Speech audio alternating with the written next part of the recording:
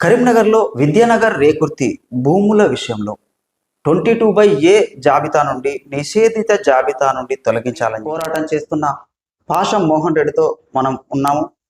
అసలు ఏం జరిగింది, ఈ భూమికి ఆయనకు ఉన్న సంబంధం ఏంటి, నిజానికి అధికారుల వద్ద ఉన్న ఆధారాలు ఏంటి, వీళ్ళ దగ్గర ఉన్న ప్రూఫ్స్ ఏంటి, ఏది నిజం, దీని వెనకాల ఉన్న పాషం మోహన్ రెడ్డి గారు నమస్తే. నమస్తే. గత కొన్ని రోజులుగా ప్రతి ప్రజావానికి మీరు ఒక దరఖాస్తు వస్తారు, సార్ ఎట్లా జరిగింది, ఇది 22/Aలో నిషేధిత జాబితాలో చేర్చారు, సీలింగ్ చట్టంలోకి ఎందుకు వచ్చింది, ఇన్ని రోజులు గత కొన్ని సంవత్సరాలు స్టేషన్లో అయినటువంటి భూమి సడన్ గా స్టేషన్లు ఎందుకు ఆపేయబడ్డాయి, పదుల సంఖ్యలో ఫిర్యాదు చేశారు. అసలు ఈ భూమికి మీకున్నటువంటి సంబంధం ఏంటి? మేము ఇక్కడ విద్యానగర్ ప్రాంతంలో చాలా రోజుల నుంచి, అంటే 96లోనే మేము ఇక్కడ భూమి కొనుగోలు చేయడం. మా ఫాదర్ యాజ్ అ గవర్నమెంట్ ఎంప్లాయీగా ఉండి ఒక లేఅవుట్ చేసిన స్థలంలో ఇప్పుడు ఏదైతే నిషేధిత జాబితాలో పెట్టినటువంటి సర్వే నెంబర్ ఉన్నాయో అందులో అప్పుడు ఎలాంటి నిషేధిత జాబితా కానీ ఆ పట్టా భూములు అని చెప్పేసి మున్సిపల్ అనుమతులతో ఉన్నటువంటి వెంచర్లో ఆ నెలకు 500 రూపాయల స్కీమ్ కట్టి 3 ప్లాట్లు కొనుగోలు చేయడం జరిగింది. ఆయన జీతం అప్పుడు 4,000, 4,500. ఇప్పుడు 90లో నుంచి 95 వరకు కడితే 95లో రిజిస్ట్రేషన్ అయింది. మేము ముగ్గురం బ్రదర్స్, మాకు 3 ప్లాట్లు కొని ఇచ్చాడు మా నాన్న. నా వయసు అప్పుడు 18 సంవత్సరాలు 96. అయితే అప్పుడు రిజిస్ట్రేషన్ అయినాయి, మేము నోటేషన్లు చేసుకున్నాం, కంప్లీట్గా పట్టా భూములే. తర్వాత ఎల్ఆర్ఎస్ తీసుకున్నాం, తర్వాత మున్సిపల్ పర్మిషన్ తీసుకున్నాం, అన్ని క్లియర్ చేసుకుని పెట్టుకున్నాం. అంటే డాక్యుమెంటేషన్ అంతా చెక్ చేసుకున్నాం. అప్పుడు నిషేధిత చట్టంలో లేదు, అప్పుడు ఎలాంటి పట్ట భూములు ఇవ్వండి, నిషేధిత జాబితా వీలు పెట్టింది కానీ మీ మొదటి నుంచి పట్ట భూములే. మీరు ఎప్పుడు మనం రెవెన్యూ అధికారులు పట్ట భూమికి కొలమానం ఏంటిది? Revenue records. రెవెన్యూ రికార్డ్స్ ఎప్పటి నుంచి చూస్తారు? మనం లీగల్ ఒపీనియన్కి వెళ్తే, ఒక అడ్వకేట్ ఒక బ్యాంక్ లోన్కి వెళ్ళాలంటే బ్యాంక్కి వెళ్తే లీగల్ ఒపీనియన్ రాస్తాడు. లీగల్ ఒపీనియన్ దగ్గరికి అడ్వకేట్ దగ్గరికి వెళ్తే ఆయన ఏం చేస్తాడు? లాస్ట్ 30 years రికార్డ్స్ అడుగుతాడు. ఇంకా ఆయనకి ఇంకా తెలిసిన ఇంకా డెప్త్కి వెళ్ళాలంటే 1956లో రెవెన్యూ రికార్డ్ పుట్టింది. అప్పటి నుంచి రికార్డు అడుగుతాడు. అప్పటి నుంచి పట్టా భూములే కదా ఇవి. అప్పటి నుంచి పట్టా చూపిస్తున్నాయి రెవెన్యూ రికార్డ్. అన్ని రికార్డులలో పట్టా భూములనే నమోదై ఉన్నాయి. అందుకే మేము కొనుక్కున్నాం. అది మున్సిపల్ అనుమతి, పట్టా భూములని చెప్పి కొనుక్కున్నాం. ప్లస్ మున్సిపల్ అనుమతులు కూడా తోటి లేఅవుట్ చేయబడిన ప్లేస్లో కొనుక్కున్నాం. ఇది అంత ఒక దాదాపు 25-30 ఎకరాల లేఅవుట్ ఇది. ఆ లేఅవుట్లో ప్లాట్ కొనుక్కున్నాం స్కీమ్ ద్వారా. నెలకైతే ప్రకారం అన్ని అనుమతులతో తీసుకున్నాం. తర్వాత మోటేషన్ చేసుకున్నాం, ఎంఆర్ఓ దగ్గర మోటేషన్ చేసుకున్నాం. తర్వాత ఎల్ఆర్ఎస్ కట్టమంటే ఎల్ఆర్ఎస్ కట్టాం. తర్వాత ఎల్ఆర్ఎస్ కట్టిన దాన్ని పట్టుకుని పోయి ఇల్లు ఎప్పుడైనా కట్టుకోవచ్చు అని చెప్పి మున్సిపల్ అనుమతి కూడా తీసుకుని పెట్టుకోవడం జరిగింది. తీరా మొన్న ఇల్లు కడదామని లాస్ట్ 1 yearలో అనుకునేసరికి ఇది సర్వే నెంబర్ నిషేధ జాబితాలో ఉంది. దానికి బ్యాంక్ లోన్ కానీ ఎలాంటి రావడం లేదు కాబట్టి ఇల్లు కట్టడం ఆపేసి 95లో తీసుకున్న తర్వాత ఇప్పటి వరకు ప్రాబ్లం ఏం లేదు. 95లో మేము తీసుకున్నాం.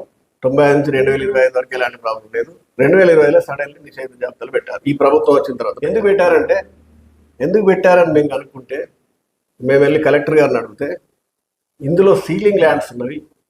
ఇదంతా గతంలో అంటే 1970 సీలింగ్ యాక్ట్కు ముందు ఒకే పట్టాదారు, ఒకే కుటుంబానికి చెందిన వందలాది ఎకరాల భూములు వాళ్ళ గతంలో సీలింగ్లో ఇచ్చారు కాబట్టి మేము ఇప్పుడు ఆపేసాం అంటున్నాం. ఇచ్చారు అనేది ఎక్కడ రికార్డులో లేదు, నమోదు చేయబడలేదు. ఏ రికార్డులో కూడా సీలింగ్లో ఈ యొక్క ప్లేస్లన్నీ సడన్లీ చేసేసరికి అందరూ షాక్ గురయ్యారు.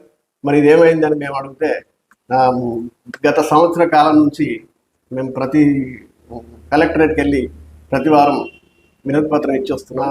ఇక్కడ అంటే ఇంకా పైకి వెళ్ళాలని చెప్పేసి మేము ఇక్కడ లోకల్ జిల్లా మంత్రి అయినటువంటి పొన్నం ప్రభాకర్ గారిని సంప్రదిస్తే వారు మమ్మల్ని రెవెన్యూ మంత్రి దగ్గర తీసుకెళ్ళడం జరిగింది.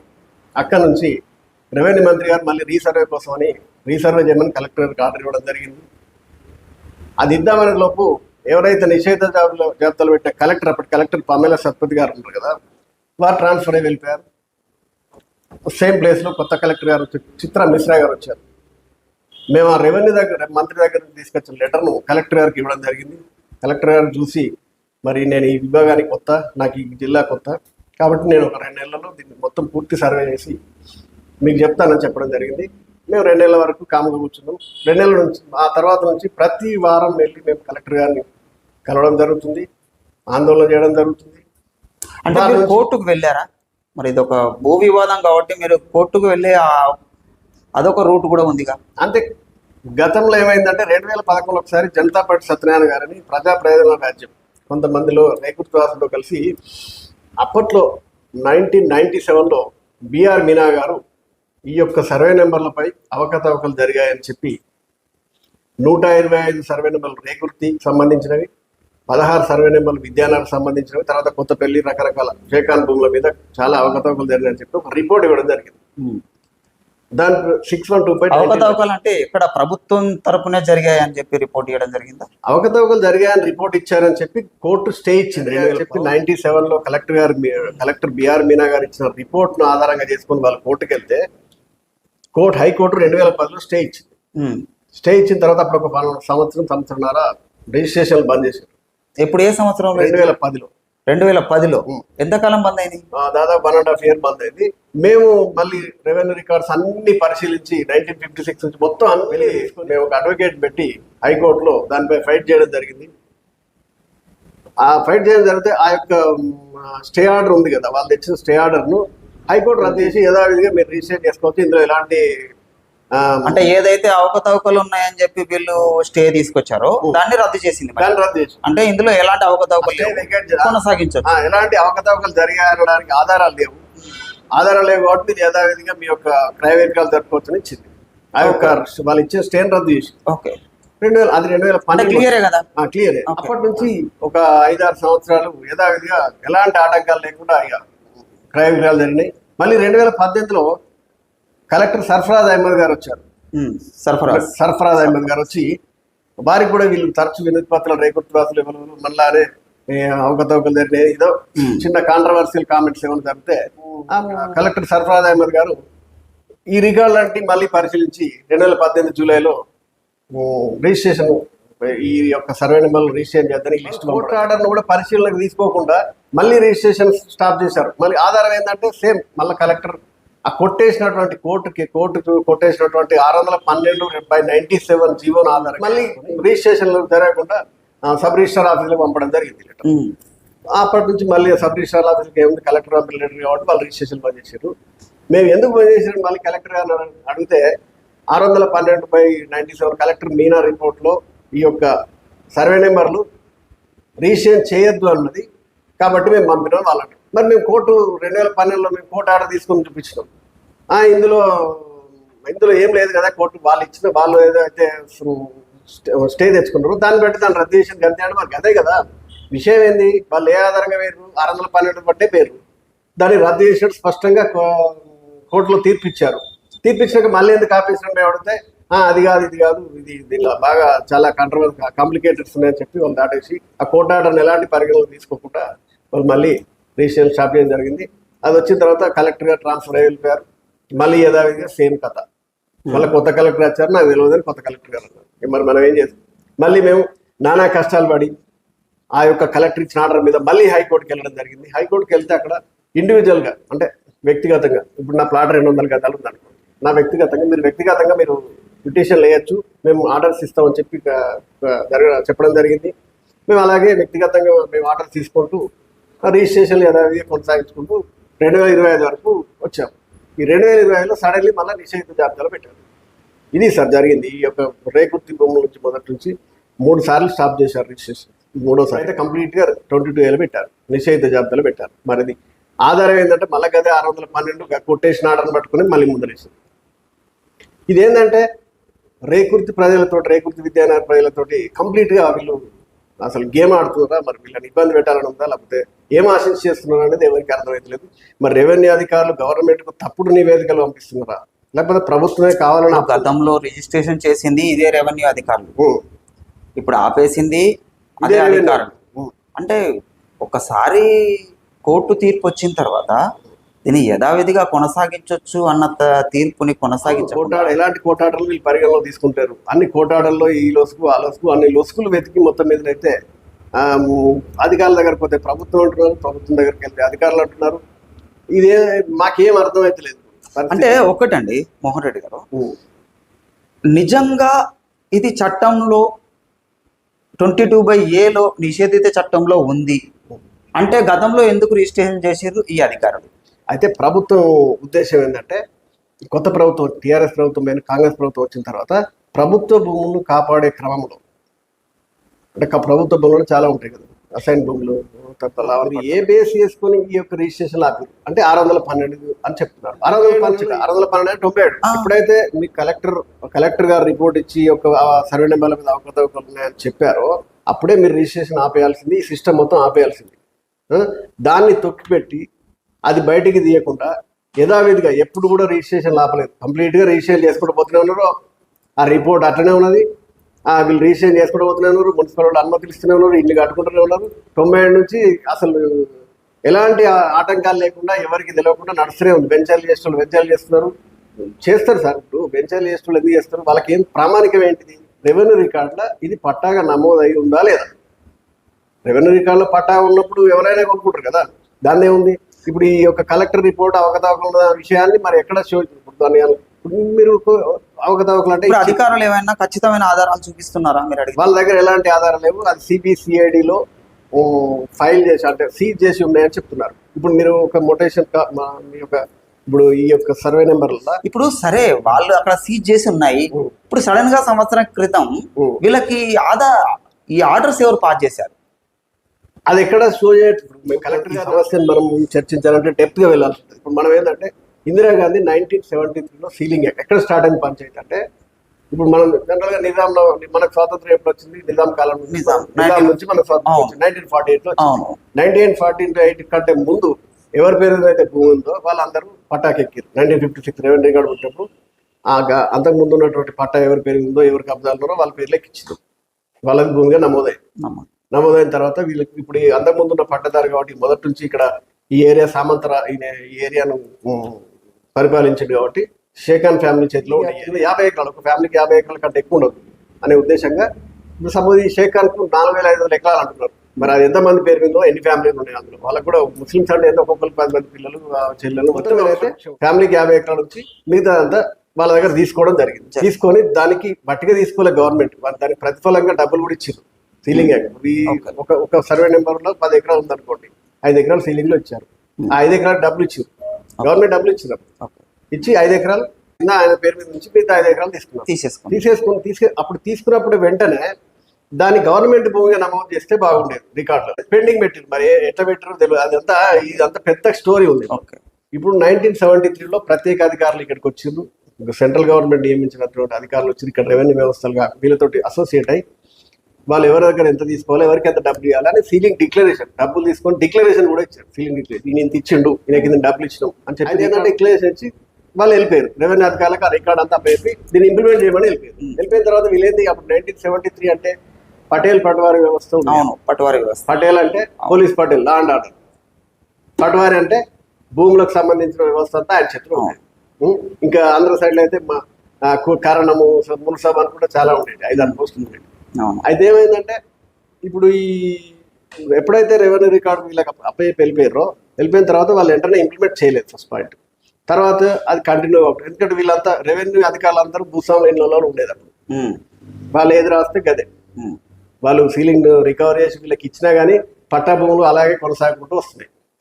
అయితే ఇది మళ్ళా ఇది పోలీస్ పటేల్ తర్వాత పటేల్ వ్యవస్థ, పటవారీ వ్యవస్థ ఎట్లుండే వంశపారంపర్య ఎన్టీఆర్ గారు 1983లో ఎన్టీఆర్ గారు మనకు ముఖ్యమంత్రి అయిన తర్వాత అన్నగారు ముఖ్యమంత్రి అయిన తర్వాత పటేల్ పటవారీ వ్యవస్థను పూర్తిగా రద్దు చేసి ఎంఆర్ఓ అధికారులు నియమించినటువంటి అధికారులే కొనసాగింది. మండల రెవెన్యూ అధికారి అనేది అప్పుడు స్టార్ట్ అయింది. 84 నుంచి మండల రెవెన్యూ అధికారి అనే వ్యవస్థ వచ్చింది. తర్వాత ఊరికి విఆర్ఓ, గ్రామపాలన వ్యవస్థ, ఇవన్నీ అంతా గవర్నమెంట్ వాళ్ళే నియమించి వాళ్ళే ఆ రికార్డ్ అంతా స్వాధీనం చేసుకోవడం జరిగింది. అది ఒక సిస్టమ్ చేంజ్ అయిన సంవత్సరం. అది తర్వాత కొంత మారుతుంది అని మనం అనుకున్నాం, కానీ అప్పుడు రెవెన్యూ వ్యవస్థ ఎప్పటికి కూడా ఇప్పుడు కూడా మారలేదు, అప్పుడు మారలేదు. ఆ పటేల్ పటవారీ వ్యవస్థనే ఇప్పటికి కూడా కొనసాగుతున్నట్టే ఉంది. ఏమైంది వీళ్ళ ఎంత మారినా కానీ ఈ యొక్క 83 తర్వాత కూడా ఈ షేఖాన్ ఇంట్లోనే వాళ్ళ పటవారి రమ్మని పోరా అంటే ఆయన దొరనేనా పటవాళ్ళు ఆ వ్యవస్థ అంతా వాళ్ళది కదా, లాండ్ ఆర్డర్ అంతా వాళ్ళది. వాళ్ళు అయితే వాళ్ళది, లేకపోతే వాళ్ళు పెట్టిన మనుషులు అంతే కదా. ఇప్పుడు షేఖాన్ ఫ్యామిలీ ఎవరైనా రెవెన్యూ ఆఫీస్కి వెళ్ళరు కదా, వాళ్ళే అధికారులే వీళ్ళింటికి వస్తారు. వీళ్ళింటిలో వ్యవస్థ నడిచేది. అప్పుడు దాన్ని ఎవరు కాదంటారు, ప్రజలంతా అమాయకులేనా. ఆ టైంలో మళ్ళీ మరి ఆ వ్యవస్థను మరి సీలింగ్ ఇచ్చినదా అక్కడ ఏం జరిగింది అనేది మనం చెప్పలేము, మనం చూడలేదు కాబట్టి మనం దాని గురించి మనం మాట్లాడదు. ఆ రెవెన్యూ యంత్రాంగం చేసిన తప్పిదం ఎప్పుడైతే సీలింగ్ లో వాళ్ళు ల్యాండ్స్ ఇచ్చారో ఇచ్చినప్పుడు దాన్ని గవర్నమెంట్ భూమిగా నమోదు చేస్తే బాగుండేది. ఇప్పుడు ఎగ్జాంపుల్ ఒక సర్వే నెంబర్ ఉంది అనుకోండి, ఆ సర్వే నెంబర్లో 10 ఎకరాల సర్వే నెంబర్ ఉంటే 5 ఎకరాలు సీలింగ్ లో ఇచ్చినప్పుడు సీలింగ్ దాన్ని సీలింగ్ గా నమోదు చేయలేదు. ఒకటి తప్పు. రెండవది ఏంటంటే ఇప్పుడు ప్రొహిబిటెడ్ పెట్టిన నిషేధ జాబితాలో పెట్టినటువంటి జాగా మొత్తం 10 ఎకరాలు పెట్టిరు, వీళ్ళు పట్టా పెట్టిరు, ఫీలింగ్ అచ్చా తీసుకున్నది పెట్టిర్రు, ఉంచింది కూడా పెట్టిరు. సర్వే నెంబర్ మొత్తం 10 ఎకరాలు ఇచ్చింది, అది అంతా ఏం చూడలే. ఇప్పుడు డిక్లరేషన్స్ అన్ని తీస్తే తెలుస్తుంది మాకు. ఫీలింగ్ డిక్లరేషన్ లో మరి సర్వే నెంబర్ లో ఎంత పెట్టిరు జాగా, ఎంత ఉన్నది పట్టదారి దగ్గర అంటే ఆ మొత్తం 10 ఎకరాలు నిషేధిత జాబితానే. మరి దాన్ని ఎట్లా, దాన్ని ఏం చేస్తారు? పట్టవాయే గవర్నమెంట్ ఇచ్చిన వాయే అన్ని వాయే కొనుక్కుంటే మేమంతా ఆగంగా పడుతుంది పరిస్థితి. సో ఇది అసలు జరిగింది, ఇది జరిగింది. తీసుకుంటున్నారు, ఫీలింగ్ కింద నమోదు చేయలేదు, ఇక్కడ గవర్నమెంట్ భూమిగా నమోదు చేయలేదు. నమోదు చేయకుండా పట్టానే ఉంటుంది, పట్ట భూలే కదా, పట్ట భూలే కాబట్టి అందరు కొనుక్కుంటారు. కొనుక్కునేటప్పుడు రెవెన్యూ యంత్రాంగం బాబు ఈ సీలింగ్ లో ఇచ్చిన బాబు గతంలో మీరు దీన్ని కొనకండి అని చెప్తే అదే కదా. అక్కడ అధికారులు చేసిన తప్పిదాన్ని, అది దాచిపెట్టిన వ్యవస్థని ఇప్పుడు 2025లో తీసి పంచాయతీ చిన్న ఎగ్జాంపుల్ చెప్తా. అధికారులకు తెలుసు తెలియకపోవడం అనేది నేను ఒక ఎగ్జాంపుల్ చెప్తా. ఒక గ్రామాన్ని నడపడానికి 27 మంది పనిచేస్తారని మనం చూసాం. అవును, మనం గూగుల్లో కొడితే 27 మందికి ఒక మండలంలో సర్వీస్ లో. ఇప్పుడు ఇలా కేసీఆర్ గవర్నమెంట్ వచ్చిన తర్వాత పెద్ద పెద్ద జిల్లాలని పెద్ద పెద్ద మండలాలని అని చెప్పి మండలాలను స్ప్లిట్ చేసి జిల్లాలను స్ప్లిట్ చేస్తే మన కరీంనగర్ కొత్తపల్లి మండలంలో ఎన్ని గ్రామాలు ఉన్నాయండి? 10 గ్రామాలు కూడా ఉంటాం. 10 గ్రామాలకు 27, ఒక గ్రామానికి 27 మంది పనిచేస్తుంది. ఏ భూమి ఏ గవర్నమెంట్ భూమా, సీలింగ్ లో ఇచ్చిన భూమా వాళ్ళకి తెలియదా అండి? పట్టవారికి తెలియదా? చేతిలో బుక్ ఉంటుంది కదా, చేతిలో మంచిగా బాధ్యత. మనం ఇప్పుడు మీరు ఇంతకుముందు ఇప్పుడు అంటే కంప్యూటర్ అయింది, అంతకుముందు సంఖ్యలో పెట్టుకొని తిరిగేది పహారీ బుక్. ప్రతి సంవత్సరం ఎవరైనా నమ్మగానే వాళ్ళ దగ్గర పోగానే ఈ పట్టాలకి వెళ్ళి తీసేసి పట్టాకాలం కబ్జా కాలం అవన్నీ వెంటనే రాసేది కదా. మరి అంత సిస్టమ్ వాళ్ళ దగ్గర ఉంది. ఒక పట్టవారికి మొత్తం తెలుసు. ఒక ఎంఆర్ఓకు, ఒక డిప్యూటీ ఎంఆర్ఓకు మండలంలో సిస్టమ్ ప్రతి అంగుళం భూమి ఎవరి చేతిలో ఉందని తెలుస్తుంది. ఇన్ని తెలిసి కూడా తప్పులు చేసుకుంటూ తప్పుల మీద తప్పులు చేసుకుంటూ పోయి జనాన్ని ఇంత పరిశాన్ చేయడం అవసరమా? అసలు ఈ రెవెన్యూ యంత్రాంగం అనేది ఎందుకున్నది? కేవలం డబ్బులు సంపాదించుకోవడానికే ఈ రెవెన్యూ యంత్రాంగం. అప్పుడు ఏం చేసేది? ఆ సంఘలో పెట్టుకున్న పహారీ బుక్ లో డిలీట్ చేయకపోతుండే, లేకపోతే కబ్జా కాలంలో రాస్తుండే. అంటే ఏదో ఒక కిరికిరి పెట్టిపోతుంటారు. ఎందుకు పెట్టిపోతున్నారు అంటే తర్వాత వచ్చేటువంటి మనం డబ్బులు సంపాదించుకోవాలి కదా. వాడు మళ్ళీ ఇలా చుట్టూ తిరిగితే మళ్ళీ వాడు వచ్చి కొత్తగా వచ్చేసరికి ఏమైందా, ఇది కబ్జా కాలంలో ఉంది, ఇది పట్టా మార్పిడి జరగలేదు, మళ్ళీ పైసలు పోయినోడు పైసలు తీసుకోండి, మళ్ళీ వచ్చినోడు మళ్ళీ పైసలు. ఇప్పటికి కూడా అట్లే కొనసాగుతుంది. ఇప్పుడు కంప్యూటర్ ఇప్పటికి కూడా అట్లే కొనసాగుతుంది. ఇప్పుడు మండల ఆఫీస్కి వెళ్ళండి. ఇప్పుడు మీరు ఒక ఎగ్జాంపుల్, ఏసీబీ యాంటీ కరప్షన్ లో దొరికిన వాళ్ళంతా మండల రెవెన్యూ అధికారులే, రెవెన్యూ సబ్ రిజిస్టర్ అధికారులే అవినీతి కేసులలో ఉన్నారు. 90% కేసులు రెవెన్యూ సబ్ రిజిస్టర్ ఈ కలెక్టరేట్ చుట్టూ. దాదాపుగా ప్రజావానికి వచ్చే ఫిర్యాదులలో కూడా అధిక శాతం ఫిర్యాదులు భూ సమస్యలే ఎక్కువ ఉండడం, కంప్లీట్ గా భూ సమస్యలే. ధరణి అని పెట్టాడు. ముఖ్యంగా నిజానికి ఈ 22/Aలో ఉంచడం వల్ల ఎవరెవరు నష్టపోతున్నారు? 22A ఉంచడం వల్ల ఇప్పుడు ఏమైంది, నగరం విస్తరించింది, 4 డివిజన్లుగా ఏర్పడ్డాయి. ఇప్పుడు ఈ యొక్క 800 ఎకరాలు 19, 20, 21, 22 4 డివిజన్లుగా ఏర్పడి అనేక అభివృద్ధి కార్యక్రమాలు జరుగుతుంది. మొత్తం డ్రైనేజ్ సిస్టమ్ అయిపోయింది, రోడ్ సిస్టమ్ అయిపోయింది, కరెంట్ సిస్టమ్ అయిపోయింది. పెద్ద మంచి కాలనీలుగా అంత మిడిల్ క్లాస్ వాళ్ళే కొనుక్కొని కట్టుకున్నారు. కట్టుకున్న తర్వాత దాదాపు 80% ఇల్లు కట్టుకున్నారు, 20% ప్లాట్లు ఉన్నాయి ఖాళీ ప్రదేశాలు.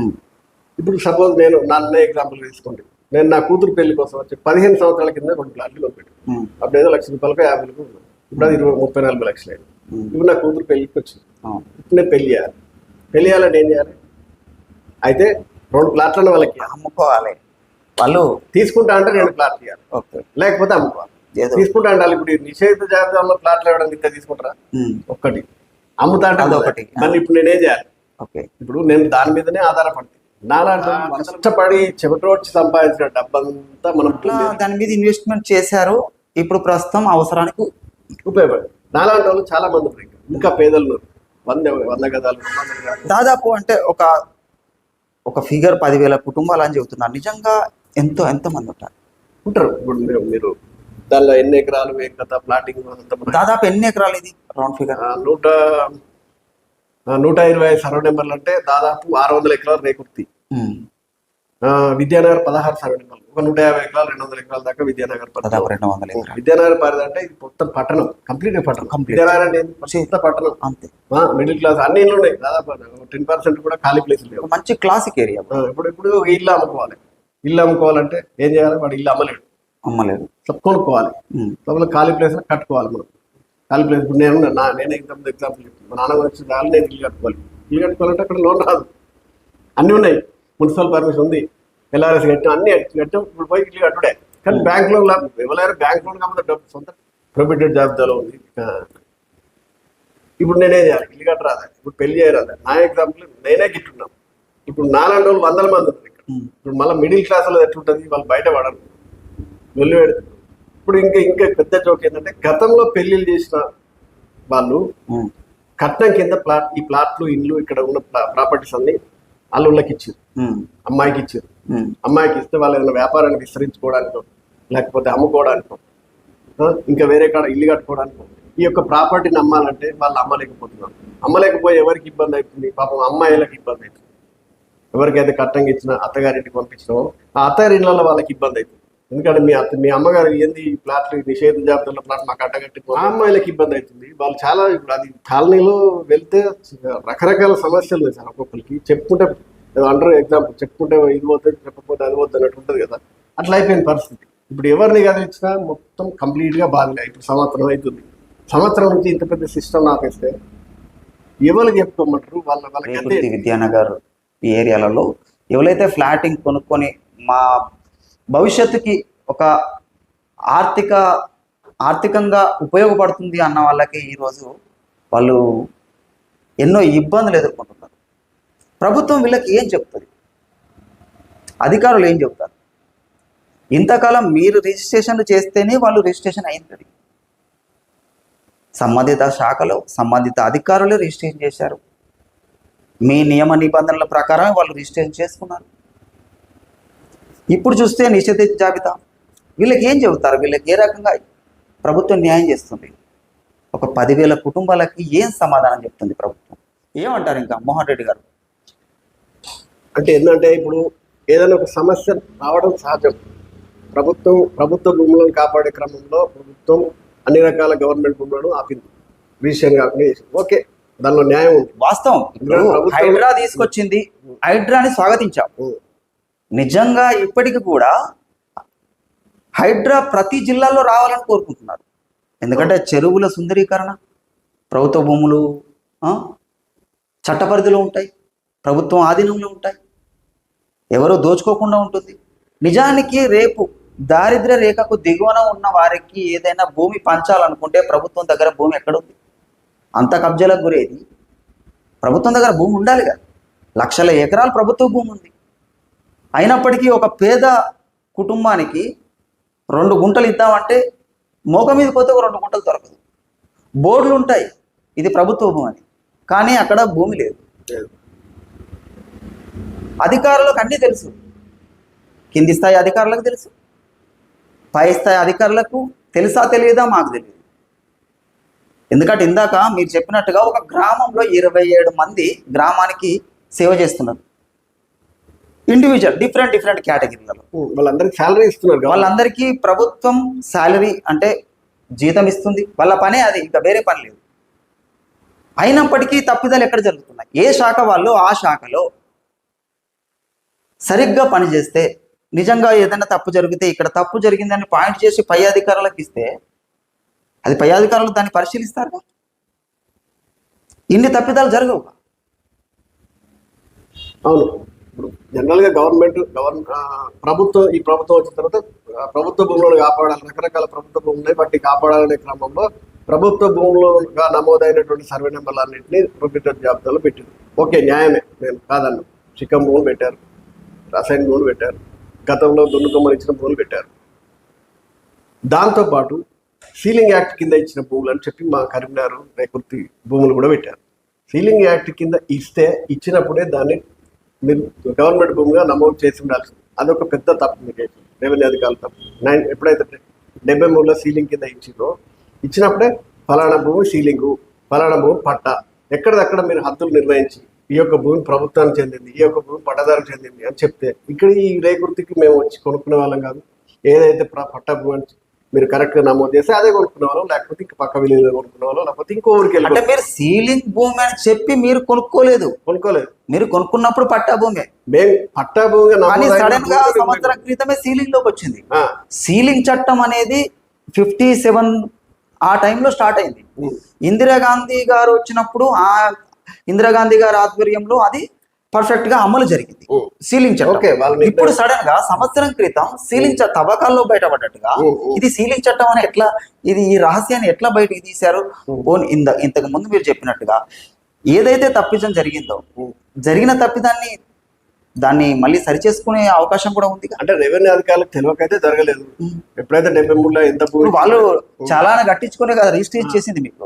రెవెన్యూ 73లో ఎంత భూమి సీలింగ్ ఉంది, ఎంత సీలింగ్ లో ఇచ్చారు, 73లో ఎంత పట్ట భూమిగా ఉంది అనేది అందరు రెవెన్యూ అధికారులు అందరికీ తెలుసు. అది ఓకే, తెలిసి మరి మాకు చెప్పకపోవడం, అక్కడ రికార్డులలో నమోదు చేయకపోవడం కంప్లీట్ గా రెవెన్యూ అధికారులు తప్పు. మనం ఎవరైతే షేఖాన్ ఫ్యామిలీకి చెందిన భూమి అంటారో వాళ్ళని తప్పుపట్టలేదు, వాళ్ళు అమ్ముకున్నారు. వాళ్ళు కూల్ గా రెవెన్యూ అధికారులతో మేనేజ్ చేసుకున్నారు. చట్ట ప్రకారం వాళ్ళు ఉన్నారు, వాళ్ళు చట్ట ప్రకారం.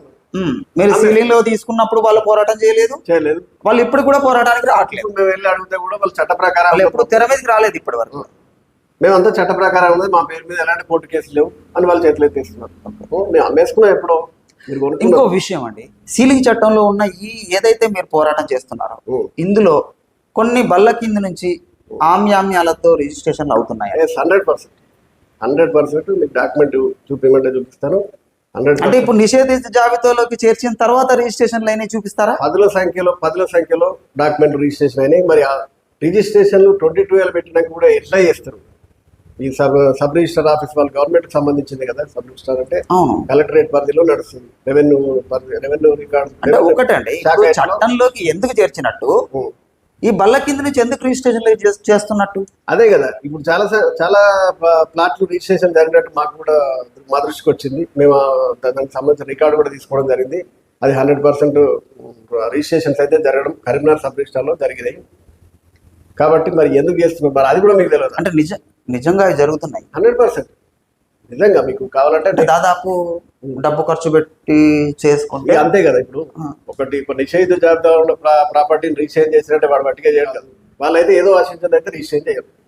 ఆశిస్తే జరుగుతుంది, అంటే డబ్బులు ఇస్తే నిషేధిత జాబితా ఉండదు. ఇక 100% 22/A లేదు. నేను ఏం చెప్పిన, రెవెన్యూ సిస్టమ్ అంతా అవినీతిలో కూరుకుపోయింది.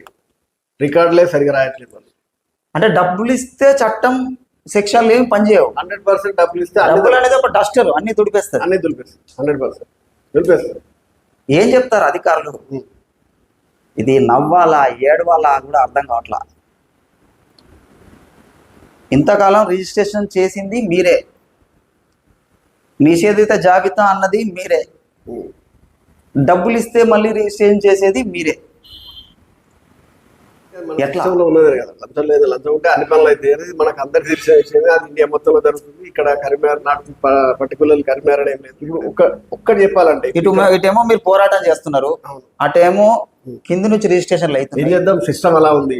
మేము లీగల్ గా వెళ్ళి మేము ఇప్పుడు ఈ విషయం కలెక్టర్ గారికి ఉన్నత స్థాయి అధికారులకు తెలుసా? తెలియదన్న తెలిసి ఉండొచ్చు అని నేను అనుకుంటున్నాను. అందుకని ఎందుకంటే అంత కంప్యూటర్ సిస్టమ్ బీరోలు దాచిపెట్టేది కాదు. అంతేలే, బటన్ వస్తే అన్ని వస్తాయి అంతే. అక్కడ రిజిస్ట్రేషన్ అయింది కూడా మరో క్షణంలో ఇక్కడ చూడొచ్చు, వాళ్ళు చూడొచ్చు. అదే ఇప్పుడు ఈ కాలనీలో ఒక ప్లాట్ రిజిస్ట్రేషన్ అయిందంటే ఆ కాలనీ మొత్తం తెలుస్తుంది. చాలా సింపుల్ కదా. అట్లా అంటే ఇది అది చెప్పడం అంటే మాది ఎందుకు అవుతుందంటే వాళ్ళు ఏం చేస్తున్నారు, వాళ్ళు మున్సిపల్ పర్మిషన్ ఇచ్చినప్పుడు కూడా రికార్డు చూసే ఇస్తారు. రికార్డులో క్లియర్ గా ఉంది కదా. రికార్డులో క్లియర్ లేదు, వాళ్ళు ఎందుకు ఇస్తారు? వాళ్ళని కూడా తప్పు పట్టడానికి లేదు అక్కడ. సో ఇది పరిస్థితి. ఇప్పటి వరకు ఈ నిషేధిత జాబితా గురించి ఈ చట్టం కింద ఎంతమంది ఇబ్బందులు పడుతున్నారు? దాదాపుగా ఒక 10,000 మంది ఇబ్బందులు పడుతున్నారు అన్నట్టుగా మనకు మోహన్ రెడ్డి గారు ఇప్పటి వరకు క్లియర్గా కంక్లూజన్ లేకుండా అసలు ఏం జరుగుతుంది, ఈ నిషేధిత జాబితా ఎప్పుడు వెళ్ళింది, ఇది ఇప్పుడు మన ఆర్టీఓ గారు మొన్న ఈ మధ్య రిటైర్ అయ్యారు మహేశ్వర్ గారు దాదాపు 30 సంవత్సరాలుగా కరీంనగర్లో పనిచేస్తున్నారు. ట్రాన్స్ఫర్ అయినా జారు డిప్యూటీ ఎంఆర్ఓగా ఆయన డ్యూటీ స్టార్ట్ అయినట్టు నాకు తెలిసి. డిప్యూటీ ఎంఆర్ఓగా ఆయన అపాయింట్మెంట్ అనుకుంటా. డిప్యూటీ ఎంఆర్ఓగా పనిచేసిండు, ఎంఆర్ఓగా పనిచేసిండు, ఆర్డీఓ ఆఫీస్లో అడ్మినిస్ట్రేటివ్ ఆఫీస్గా పనిచేసిండు, తర్వాత ఆర్డీఓ కూడా ఫుల్ ఫ్లెడ్జ్డ్గా పనిచేసింది. ఈయన హయాంలోనే మొత్తం ఈ 97 నేను చెప్తున్నాను కదా, కలెక్టర్ బీఆర్ మీద రిపోర్ట్ ఇచ్చిన తర్వాత ఈయన కొన్ని వందల నోటేషన్ చేసి, వందల రికార్డులు ఈయన చేతులకు వెళ్ళిపోయాయి, వందల ఫైల్ ఈయన చేతులకు వెళ్ళిపోయాయి, వందల హోమ్ లోన్స్, వందల సంఖ్యలో మున్సిపల్ పర్మిషన్ ఈయన ఇచ్చిన రిపోర్ట్ ఆధారంగా ఇవ్వడం జరిగింది. మళ్ళీ ఆర్డీఓగా అయిన తర్వాత ఈ యొక్క మొత్తం ఇదంతా సీలింగ్ యాక్ట్ కింద ఉన్నది, ఇదంతా నిషేధ జాబితాలు పెట్టాలని చెప్పి ప్రపోజ్ చేసి రికార్డు పంపింది ఆయన. భూముల మీద ఇన్ని మోటేషన్ చేసి ఇన్ని క్లియరెన్స్ ఇచ్చిన తర్వాత మళ్ళీ క్లియర్గా లేవని చెప్పి పంపింది కూడా ఆయనే. అంటే ఒకటండి, నిజానికి ఇప్పుడు మీరు చెప్తున్న అంతా చూస్తే దీని వెనకాల ఏదైనా శక్తి ఉండి నడిపిస్తుందా? ఎవరైనా వ్యక్తిగతంగా దీన్ని ఆపరేట్ చేస్తున్నారా? అంటే ఉండొచ్చు, అది మనం ఎట్లా కన్క్లూడ్. నాకు తెలిసి నేను అనుకుంటున్నా ఇది మనకు ఎవరైతే అమ్మిరో షేఖాన్ ఫ్యామిలీకి చెందిన భూమి కూడా ఇంకా 200 ఎకరాల దాకా ఉన్నట్టుగా రికార్డ్స్ చెప్తున్నాయి. అది కూడా సీలింగ్ యాక్ట్ కిందనే ఉంది. ఓకే, ఇప్పుడు ఎవరైతే ప్రజలు కొనుక్కున్న భూములన్నీ కూడా సీలింగ్ యాక్ట్ కిందనే పెట్టారు, వాళ్ళకు మిగిలిన జాగా కూడా సీలింగ్ యాక్ట్ కిందనే ఉంది. మరి ఇక ఏం జరుగుతుంది అనేది నాకు తెలియదు. ఏదైనా పెద్దోళ్ళ వ్యవహారం ఉంటే ప్రజలతో పాటు ఆయన కూడా ఇబ్బంది పడుతున్నాడు. మరి దాన్ని ఆయన కూడా కొంచెం ముందుకు వచ్చి మాకు మా సమస్య ఇప్పుడు ప్రస్తుతం షేఖాన్ ఫ్యామిలీలో అబూబకర్ గారు ఉన్నారు, ఆయన్ని కలిసారా మీరు ఈ మధ్య? నేనైతే పర్సనల్ గా కలవలేదు. దీని మీద ఏమైనా వాళ్ళు స్పందించారా? లేదు, నేనైతే కలవలేదు. మేము ఆయనని కలవడానికి మేము ఎప్పుడు ప్రయత్నించలేదు. మేము ఉన్న రికార్డ్స్ ప్రకారమే రెవెన్యూ అధికారుల మీద, ప్రభుత్వం మీదనే ఒత్తిడి తీసుకొస్తున్నాం. మేము వేడుకుంటున్నాం, అయ్యా మా యొక్క సమస్యను పరిష్కరించండి. ఏదైనా మీరు ఒక గవర్నమెంట్ భూములను కాపాడే క్రమంలో మీరు సీలింగ్ యాక్ట్ కింద మా కరీంనగర్ భూములు పెట్టుండొచ్చు, పెడతారు, దాన్ని ఆపిన తర్వాత మరి దీనికి ఒక 1-2 నెలల్లో దీనికి ఒక పరిష్కారం చెప్తే బాగుండేది. మేము 1 సంవత్సరం నుంచి అనేక సార్లు కలెక్టర్ దగ్గరికి వెళ్ళి, మినిస్టర్ దగ్గరికి వెళ్ళి మా యొక్క పరిస్థితిని వాళ్ళకి క్లియర్గా అర్థం. మా ఈ గవర్నమెంట్ భూములు కాదు, మేము డబ్బు పెట్టి కొనుక్కున్నాం, డబ్బు పెట్టి కొనుక్కొని కట్టుకున్న ఇండ్లలో మేము మాకు కాకుండా పోయే పరిస్థితి ఉన్నది. మరి మీరు ప్రజాప్రతినిధులుగా మీరు స్పందించి దీని మీద కొంచెం మమ్మల్ని ఆదుకోమని చెప్తున్నాం. ఆదుకోమని చెప్తే మేము ఏదో గవర్నమెంట్ భూములను కబ్జా చేసి, గవర్నమెంట్ భూములు ఆక్రమించి అయ్యా మేము ఆదుకోండి అని మేము చెప్తలేము. పట్టము మేము కొనుక్కున్నాం, డబ్బు పెట్టి కొనుక్కున్న భూములు మాకు ఇవ్వమని చెప్తా అడుగుతున్నాం. కలెక్టర్ గారిని వేడుకుంటున్నాం, ప్రజల తరఫున మేము ముందు నడిపించుకుంటున్నాం, అందరికీ ధైర్యం చెప్తున్నాం. అయ్యా మీ భూములు ఎక్కడ పోవని చెప్పి మేము ఈ ఏరియా నా దగ్గర నన్ను చాలా మంది సంప్రదిస్తున్నారు. నేను వాళ్ళ తరఫున ఐక్యవేదికగా ఏర్పడి నేను దానికి కన్వీనర్గా ఉండి కూడా చాలా రోజులు ఫైట్ చేయడం జరిగింది. మేము మా రియాల్టర్లు అందరం వాళ్ళకి మద్దతు ఇస్తున్నాం, వాళ్ళకి ధైర్యం చెప్తున్నాం. నాకు వందల సంఖ్యలో ఫోన్లు వస్తారు, అందరికీ చెప్తున్నాం క్లియరెన్స్ అవుతుంది, చేపిద్దాం. కలెక్టర్ గారు మన ప్రభుత్వం మన సమస్యకు స్పందిస్తుంది, మేము అన్ని రికార్డ్స్ తీసుకొచ్చి వాళ్ళు తీసుకుపోయి వాళ్ళకి చెప్తున్నాం. కాబట్టి వాళ్ళు మనకు న్యాయం చేసే అవకాశం ఉంది, మేము న్యాయం చేయడానికి పోరాడుతున్నాం అని చెప్పి వాళ్ళకి ధైర్యం చెప్పడం జరుగుతుంది. ఇప్పటికైనా గవర్నమెంట్కి వేడుకునేది ఏంటంటే సంవత్సరం అయిపోయింది, సంవత్సరం దాటిపోయింది, రకరకాల వందల సంఖ్యలో రకరకాల ఇబ్బందులు పడుతున్నారు. వారి యొక్క గోడును మీరు విని దీన్ని క్షేత్రస్థాయిలో మళ్ళీ పరిశీలించండి. మరి ఎక్కడ తప్పు జరిగిందనేది మీ రెవెన్యూ అధికారులు అందరికీ తెలుసు. ఇప్పుడు వాళ్ళ రెవెన్యూ అధికారుల దగ్గర రికార్డు ప్రకారం చెప్తే ఒక రోజు దీన్ని పరిష్కరించవచ్చు. మరి దీన్ని ఎందుకు డిలే చేస్తున్నారు? దీన్ని ఎందుకు కాలయాపన చేసి మమ్మల్ని ఇబ్బందులకు గురి చేస్తున్నారు? మీరు రేవంత్ రెడ్డి గారు, ముఖ్యమంత్రి గారు స్పందించి దీనికి వెంటనే ఒక పరిష్కారం చూపమని మేము వేడుకుంటున్నాం. మరి ఈ మధ్య మేమేంటంటే ఈ రికార్డ్స్ అన్ని తీసుకొని కోర్టుకు కూడా వెళ్ళడం జరిగింది. కోర్టుకు వెళ్ళి మేము ఆర్డర్ తెచ్చుకున్నాం, చాలా ఆర్డర్. హైకోర్టుకు వెళ్ళారా? హైకోర్టుకు వెళ్ళాం. ఓకే, ఈ యొక్క ఏదైతే ఈ రికార్డ్స్ అన్ని మేము మా భూమికి ఉన్నటువంటి రెవెన్యూ రికార్డ్స్ తీసుకున్నాం, మాకు ఇచ్చినటువంటి మున్సిపల్ పర్మిషన్ తీసుకున్నాం, మాకు ఇచ్చినటువంటి LRS తీసుకొని మేము కోర్టుకు వెళ్ళడం జరిగింది. దీని మీద ఉన్న రికార్డ్ ఎక్కడైతే అలిగేషన్ జరిగిన వాళ్ళు ఏదో మెన్షన్ చేసిన 200/97 CC నెంబర్ అన్నారు, తర్వాత 612 జీవో అన్నారు. ఈ అన్నింటినీ తీసుకొని మేము హైకోర్టుకి వెళ్తే హైకోర్టు మా యొక్క వాదనలతో ఏకీభవించి మాకు ఆర్డర్ ఇవ్వడం జరిగింది. ఆ యొక్క కలెక్టర్ ఇచ్చిన ఆర్డర్ని స్టేని రద్దు చేసి స్టే కొట్టేసి మాకు యథావిధిగా అంతకుముందు రెవెన్యూ మన 22 పెట్టక ముందు ఎలా ఉందో అలాంటి సిచ్యువేషన్ కంటిన్యూ చేయమని కోర్టు ఇచ్చింది. యథావిధిగా రిజిస్ట్రేషన్ చేసుకోవచ్చు కోర్టు ఇచ్చింది. నా దగ్గర ఆర్డర్ ఉంది, మీకు ఇస్తాను. అవి ఒక 20 మందిని తీసుకుపోయినా ఆ 20 ఆర్డర్లు తీసుకుపోతే ఇప్పుడు 60 రోజుల్లోగా కలెక్టర్ గారు మనకు ఏదైనా ఒకటి చెప్పాలి, కోర్టుకు సమాధానం చెప్పాలి. ఓకే. ఇప్పుడు 60 రోజులు మొన్న 19th తోటి అయిపోయింది. మరి కలెక్టర్ గారు ఏం సమాధానం చెప్పారో తెలియదు. మళ్ళీ మేము కొన్ని వాటిని మాకు ఇంతకుముందు ఇచ్చిన 20 ఆర్డర్లను బేస్ చేసుకుని మళ్ళీ ఒక 20-30 ఆర్డర్స్ కోసం మేము హైకోర్టులో పిటిషన్ వేయడం జరిగింది. అవి కూడా పెండింగ్ ఉన్నాయి ప్రస్తుతానికి. జడ్జి గారు మారారు. మరి ఇదంతా ఎవరు ఇన్ఫ్లుయెన్స్ చేస్తున్నారో తెలుస్తలేదు. అన్ని చేస్తున్నాం, రికార్డ్స్ అన్ని ఇస్తున్నాం, ఆధారాలు అన్ని చూపిస్తున్నాం, ఫైట్ చేస్తున్నాం, కానీ దేని గురించి వీళ్ళు ఆపుతున్నారు? అక్కడ కోర్టులో పెండింగే. ఇప్పుడు మనం కొత్త పిటిషన్ వేద్దామంటే దాన్ని పెండింగ్ పెట్టారు, పాత ఇచ్చిన ఆర్డర్లను పెండింగ్ పెట్టారు. కలెక్టర్ ఏదో నివేదిక పంపిస్తాను, ఆ నివేదికకు అతిగతిలో ఇప్పటికి 3 మీటింగ్లు పెట్టారు. మరి ఎవరు ఇన్ఫ్లుయెన్స్ చేస్తున్నారు? ఏ ఆధారాలతోటి ఇన్ని రోజులు కాలయాపన చేస్తున్నారు? ఆ ఆధారం ఏదో మాకు చూపిస్తే దాని మీద కూడా మేము ఏం చేయాలో ఆలోచిస్తాం. మరి ఎట్లా మరి మొత్తం తీసుకునే ఉద్దేశంలో మీరు గవర్నమెంట్ ఏమైనా ఉందా? మరి దీన్ని ఏ రకంగా క్లియర్ చేయాలనుకుంటున్నారు? కోర్టు ఆర్డర్లు పట్టించుకోరా, హైకోర్టులు పట్టించుకోరా, రెవెన్యూ అధికార నివేదికలు పట్టించుకోరా, ఎవరైనా సిన్సియర్ అధికారి వచ్చి ఆయన నివేదిక ఇస్తే పట్టించుకోరా. మరి ఎట్లా ఏం చేయాలనుకుంటున్నావు గవర్నమెంట్? అంటే ప్రభుత్వం స్పందించాలని నేను గట్టిగా డిమాండ్ చేస్తున్నాము. లేకపోతే ఈ పరిస్థితి తీవ్ర రూపం దాల్చి ఆత్మహత్యలకు పోయే పరిస్థితి. ఈ సమస్య ఇట్లాగే ఉంటే కాకపోతే నెక్స్ట్ ఏం చేద్దాం అనుకుంటున్నాం? మేమైతే మేము ధర్నా చేసాం, రాస్తా రోకోలు చేసాం, కలెక్టరేట్ ముట్టడించాం ఒకసారి. అప్పుడు కలెక్టర్ ఒక హామీ ఇవ్వడం జరిగింది. సత్పతి గారు ఉన్నప్పుడు హామీ ఇవ్వడం జరిగింది. మేము రెవెన్యూ మంత్రి దృష్టికి తీసుకెళ్ళాము. ఇది సమస్య తీవ్రతను అందరికీ చెప్పాము కానీ వాళ్ళు సరే వాళ్ళు ఏం చేస్తారు, కలెక్టర్కు క్షేత్రస్థాయి రిపోర్ట్ పంపని రాశారు. మరి ఆ క్షేత్రస్థాయి రిపోర్ట్ ఇంతవరకు పంపలేదు. కలెక్టర్కు మారుతున్నారు. ఇప్పుడు కలెక్టర్ మారేసరికి మేమేమన్నా కలెక్టర్ గారిని ఏమన్నారు కదా, వాళ్ళు సరే చూద్దాం చేద్దాం అంటారు. మరి అంత మళ్ళీ లాస్ట్ సిచ్యువేషన్ సీరియస్ అయ్యేసరికి మళ్ళీ కలెక్టర్ కూడా ఉంటుందా మారుతుందా నాకు తెలియదు. ఎవరైతే నివేదిక పంపిన ఆర్డీఓ గారు రిటైర్ అయిపోయారు. ఆయన సమస్యను పెండింగ్ పెట్టిపోయింది. ఎందుకు ఇంతగానో ఒక ఆర్డీఓ గారికి ఉన్నది ఒక అమ్మాయి, ఆమె బతికించడానికి ఇన్ని వందల వేల అమ్మాయిలు. అంటే ఆర్డీఓ గారు మహేశ్వరం గతంలో ఆయన చేసింది ఏముంది?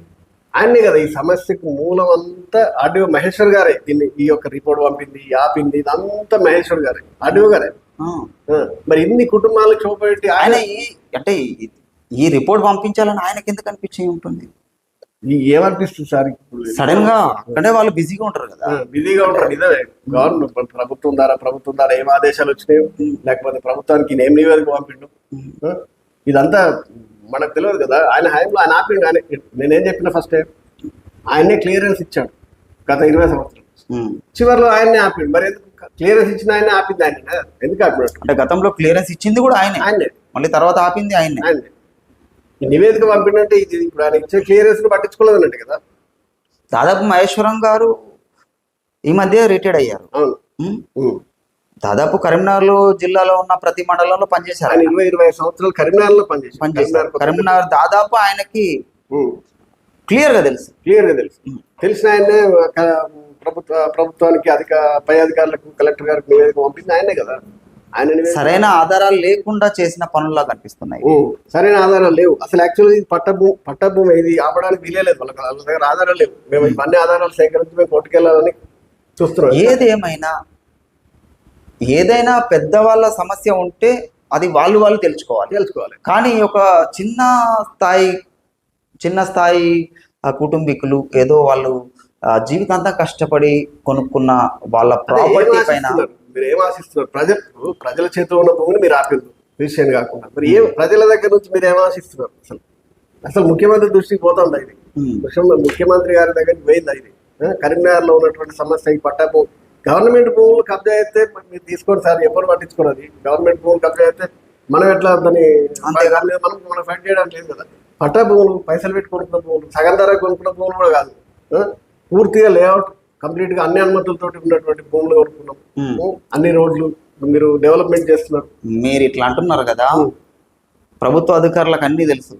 కుంటలల్లా ఫంక్షన్ హాల్ కట్టుకున్నారు. ఇప్పుడు రేకుర్తి ఊరు ఎన్ని కుంటలు లేండి? కుంటలు ఎక్కడ ఉన్నాయి? అసలు కుంటలే లేవు. చెరువులు ఒక చిన్న ఎగ్జాంపుల్. ఇక్కడ రేకుర్తి గుట్ట ఉంది, లక్ష్మీనరసింహ గుట్ట అవతల గవర్నమెంట్ అప్పట్లో లావాల పట్టాల రూపంలో ఇచ్చినాయి. అలా అన్నీ అమ్ముకున్నారు. అన్ని షెడ్స్ వేసుకున్నారు, ఇల్లు కట్టుకున్నారు. దాని గురించి ఎవరు పట్టించుకోవాలి. అవి రిజిస్ట్రేషన్ చేయమంటే ఇప్పుడు చేస్తారు. హౌస్ నెంబర్లతోటి ఇప్పుడు ఫైనల్ గా మీరు ఏం చెప్పాలనుకుంటున్నారు? ప్రభుత్వం దీన్ని వెంటనే స్పందించి, అంటే మనం ఎవరిని జరుపుకుంటాం, మనకు ప్రజా ప్రభుత్వం, ప్రజల చేత ఎన్నుకోబడినటువంటి నాయకుల దగ్గరికి వెళ్తాం. ఉన్నతాధికారులు వెంటనే దీన్ని పరిశీలించి ఒక 10,000 కుటుంబాలకు దారి చూపించాలని చెప్పి మోహన్ రెడ్డి గారు కోరుతున్నారు. గత అనేక రోజుల నుంచి కూడా, కొన్ని నెలల నుంచి 10ల సంఖ్యలో ఫిర్యాదులు పట్టుకొని ప్రతి అధికారి చుట్టూ, రెవెన్యూ అధికారులు, ఉన్నత అధికారుల చుట్టూ కూడా ఆయన తిరుగుతున్నారు. న్యాయం చేయమని, 10,000 కుటుంబాలకు న్యాయం చేయమని కోరుతున్నారు. అధికారులు దీన్ని వెంటనే పరిశీలించి, అసలు ఇది ప్రతి సోమవారం కూడా కలెక్టర్ గారికి ఫిర్యాదులు ఇస్తున్నారు, సంబంధిత అధికారులు కూడా కలుస్తున్నారు. ఏంటి వీళ్ళకి ఏ విధంగా న్యాయం చేయాలనుకుంటున్నారు, వీళ్ళని ఏం చేద్దాం అనుకుంటున్నారు? క్లియర్గా ప్రభుత్వ అధికారులు ఒక నిర్ణయం తీసుకొని దీన్ని పరిష్కరించాలని కోరుతున్నాం. చూస్తూనే ఉండండి. మరో కథనంతో మళ్ళీ కలుద్దాం. మీ తిరుపతి వాసాలు.